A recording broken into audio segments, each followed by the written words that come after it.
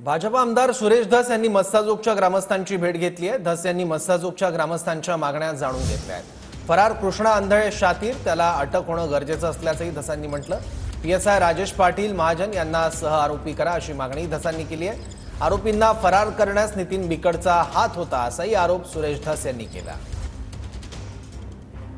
या आरोपी ज्यावेळेस तारखेला येत आहेत, वाल्मिक कराडसह बाकीचे सगळे सुदर्शन घुले, चाटे हे आरोपी आल्याच्या नंतर एकदम मानेच्या खाली केसापर्यंतचे मोठमोठाले बूट घातलेले अत्यंत चित्रविचित्र दिसणारे लोक इथं कस काय येतात, यांचं मनोबल वाढवण्यासाठी येत आहेत। म्हणून इथं जे आहे हे कृष्णा आंधळे अटक होणं गरजेचं आहे।